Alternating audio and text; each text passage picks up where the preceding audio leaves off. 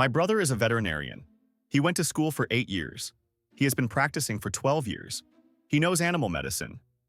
Last week he had an appointment with a new client. A woman brought in her dog who had been vomiting. My brother examined the dog. He asked about diet, recent changes, possible toxin exposure. Standard questions. He determined the dog had eaten something that disagreed with its stomach. Nothing serious. He recommended a bland diet for a few days and monitoring. The woman said no. She had already diagnosed the problem. She said the dog needed antibiotics. My brother explained antibiotics are for bacterial infections. This was not a bacterial infection. This was dietary upset. Antibiotics would not help and might make things worse. The woman said she read online that vomiting means infection. Infection needs antibiotics. My brother said that was not accurate. Vomiting has many causes. Most are not bacterial. The woman said she did her research. She spent 3 hours on Google. She knew what her dog needed. My brother said he spent 8 years in veterinary school and 12 years treating animals. This dog did not need antibiotics. The woman said education does not matter. She was the dog's owner. She knew her dog better than anyone. My brother tried to explain the medical reasoning. The woman cut him off. She said if he would not prescribe antibiotics, she would find a vet who would. My brother said that was her choice. She left. Posted a 1-star review saying he refused to treat her sick dog. My brother called me that night frustrated.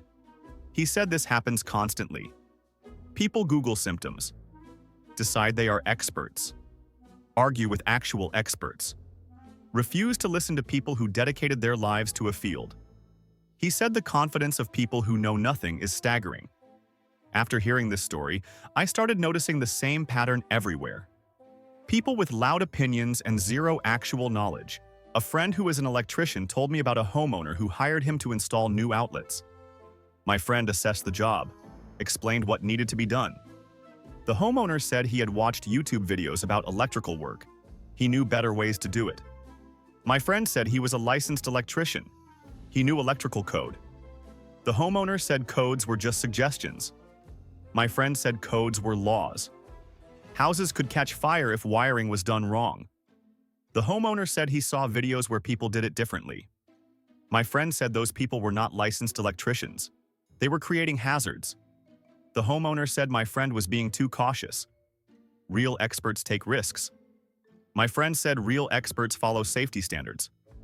The homeowner said he would do it himself then. My friend said, good luck. The homeowner called back 3 weeks later. He shocked himself. Twice.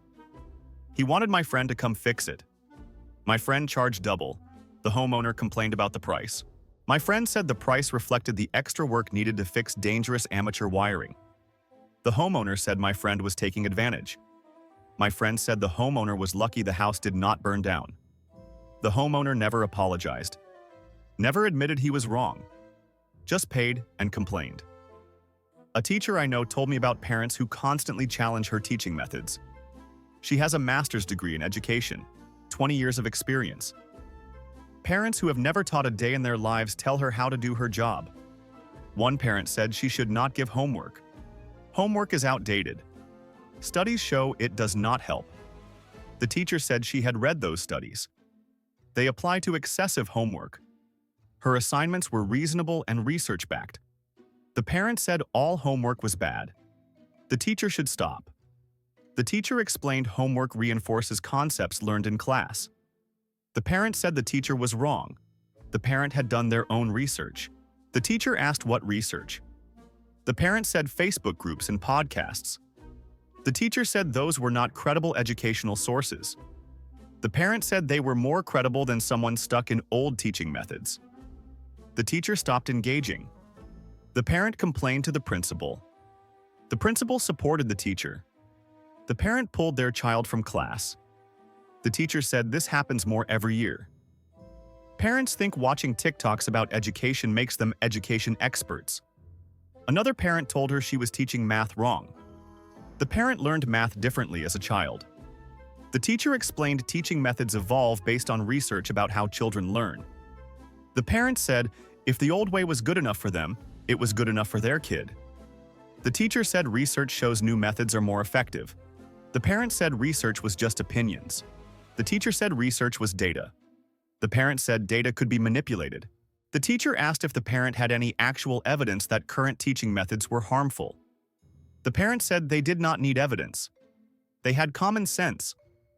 The teacher said common sense is not the same as expertise. The parent said expertise was overrated. Anyone could teach. The teacher said if that was true, the parent should homeschool. The parent said they did not have time. The teacher said then maybe trust people who do have time and training. The parent said teachers just wanted to indoctrinate kids. The teacher ended the conversation. The parent sent angry emails for weeks. My sister is a doctor, an actual medical doctor. She constantly deals with patients who diagnose themselves online. A patient came in convinced he had a rare disease. He had every symptom listed on a medical website. My sister examined him, ran tests. He had anxiety. The symptoms were from anxiety. He said no. He definitely had the rare disease. My sister showed him test results, all normal. He said tests could be wrong. My sister said these particular tests were very accurate. He said he knew his body. Something was wrong. My sister explained anxiety can cause physical symptoms: chest tightness, dizziness, fatigue. All the symptoms he was experiencing. He said he was not anxious. My sister asked about stress in his life. He said massive amounts: work, family, finances. But that was normal stress, not anxiety. My sister explained chronic stress becomes anxiety. His body was responding to sustained stress. He needed to address the stress and possibly consider therapy. He said therapy was for crazy people. He was not crazy, he was sick. My sister said therapy was not for crazy people. It was for anyone dealing with mental health challenges. He said mental health was not real.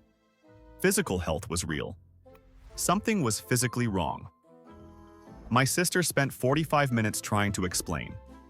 He refused to accept the diagnosis. He said he would get a second opinion from a doctor who took him seriously. My sister said that was his right. He left. Probably spent thousands on more tests with other doctors who all told him the same thing, because he decided he was an expert after reading websites. I work in IT. I cannot count how many times people have argued with me about technology. I am literally paid to understand technology. People who cannot figure out how to update their phone try to tell me I am wrong about security. A coworker called me because his computer had a virus. I came to look. I said he needed to stop downloading random software. He said he only downloaded necessary programs. I showed him the 20 sketchy programs he installed. He said those were all necessary. I said they were malware disguised as utilities. He said he read reviews. People said they were good. I said those reviews were fake. He said I was paranoid. I said I was informed. He said anyone could see these programs were legitimate. I said anyone with training could see they were scams. He said training made me closed-minded. Real learning came from experience. I said I had 15 years of experience. He said he had common sense. I said common sense did not protect against malware. He said I was being dramatic. I removed the viruses. 2 weeks later, same problem. He downloaded more sketchy software. I removed it again. Told him if it happened a third time, I would not help. He said that was unprofessional. I said downloading viruses despite warnings was unprofessional. He complained to HR. HR said I was right. He stopped complaining but kept downloading sketchy software. Eventually, his computer died. He blamed me for not protecting it better. A nutritionist told me about a client who argued with every piece of advice. The client wanted to lose weight. The nutritionist created a meal plan based on the client's needs. The client said the meal plan was wrong. The nutritionist asked what was wrong with it. The client said she read that carbs were bad. The meal plan had carbs. The nutritionist explained carbs were not inherently bad. The type and amount mattered. Complex carbs from whole grains and vegetables were healthy. The client said all carbs turned to sugar. Sugar was bad. Therefore, all carbs were bad. The nutritionist tried to explain metabolism. The client said she did not need a science lesson. She knew what worked. The nutritionist asked what worked. The client said she had not lost weight yet, but she knew. The nutritionist said maybe try the professional meal plan. The client said no, she would do her own plan. No carbs at all. The nutritionist said that was not sustainable or healthy. The client said she had seen success stories online. The nutritionist said individual stories were not data. The client said they were proof. The nutritionist said correlation was not causation. The client said the nutritionist was using big words to confuse her. The nutritionist said she was trying to provide evidence-based advice. The client said evidence was just one opinion. Her opinion was equally valid. The nutritionist said no, professional expertise based on years of study and research was not the same as opinions formed from blog posts. The client said that was elitist. The nutritionist said it was factual. The client canceled her sessions. Tried her zero-carb diet. Lasted 3 weeks. Gained weight because she replaced carbs with excessive fats and proteins. Never admitted the nutritionist was right. After collecting these stories, I spoke with a psychology professor who studies the Dunning-Kruger effect. This is the phenomenon where people with low knowledge in a field overestimate their competence. She said American culture amplifies this effect significantly. She said several factors contribute. First, American individualism teaches that everyone's opinion is valuable. This is true in democratic contexts, but gets misapplied to expertise. People think their uninformed opinion about medicine is as valid as a doctor's informed opinion. Second, distrust of institutions and experts has grown. People believe experts have agendas. They think common folk wisdom is more trustworthy than scientific research. Third, the internet gives everyone a platform. Before the internet, uninformed people could not easily spread their opinions widely. Now anyone can post anything. Bad information spreads as easily as good information. Maybe easier because bad information is often more dramatic and engaging. Fourth, social media creates echo chambers. People find others who share their wrong beliefs. This reinforces their confidence. If 100 people online agree that vaccines cause autism, that feels like proof even though scientific consensus says otherwise. The person never encounters actual experts because algorithms show them content they already agree with. Fifth, American education often does not teach critical thinking or media literacy. People do not know how to evaluate sources. A blog post and a peer-reviewed study look the same to them. They do not understand the difference, so they give equal weight to both. She said the result is a population of people who are confident in beliefs based on minimal information. They read a few articles, watch some videos, maybe listen to podcasts. Suddenly they feel qualified to argue with people who spent decades studying a subject. She said this creates real problems. Doctors cannot treat patients who refuse to follow medical advice because they think they know better. Teachers cannot teach students whose parents undermine their authority. Mechanics cannot fix cars when owners insist on incorrect diagnoses. Experts in every field face constant challenges from people who have strong opinions and zero actual knowledge. She said the worst part is these people cannot be convinced they are wrong. When you present evidence contradicting their beliefs, they reject the evidence. They say it is biased, or fake, or part of a conspiracy. Their confidence is unshakable because they do not know enough to understand what they do not know. This is the core of Dunning-Kruger. The less you know, the more you overestimate your knowledge.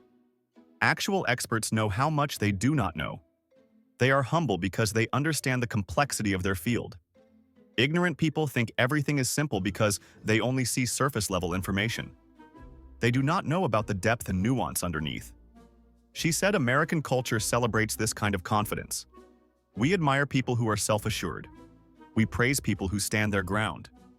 We respect people who trust their gut. These are not bad traits in appropriate contexts. But they become problems when applied to areas requiring actual expertise. Trusting your gut about a job offer is fine. Trusting your gut over medical test results is dangerous. Being self-assured in business negotiations is good. Being self-assured that you know better than your child's teacher is harmful. Standing your ground on your values is admirable. Standing your ground on factually incorrect information is foolish. But American culture does not always distinguish between these situations. We just celebrate confidence. So people are confident about everything, even things they know nothing about. She said the solution is better education about epistemology, teaching people how knowledge is created, how science works, how to evaluate sources, how to recognize expertise, how to admit when you do not know something. But this requires systemic change in education. It requires people accepting that not all opinions are equal. Some people know more than others. That is okay. We cannot all be experts in everything. We have to trust people who dedicated their lives to specific fields. But trusting experts goes against American individualism. So we are stuck in this pattern. People with loud opinions and zero clue will keep arguing with actual experts. Experts will keep getting frustrated. Knowledge will keep getting drowned out by confident ignorance. Until we collectively decide that expertise matters, that education matters, that being wrong is not a personal attack, that admitting you do not know something is a sign of wisdom, not weakness. Until then, veterinarians will deal with pet owners who think 3 hours of Google beats 8 years of school. Electricians will deal with homeowners who think YouTube is training. Teachers will deal with parents who think Facebook groups are research. Doctors will deal with patients who trust Reddit more than medical degrees. And all these experts will go home exhausted, wondering why they bothered getting educated when nobody values education anymore.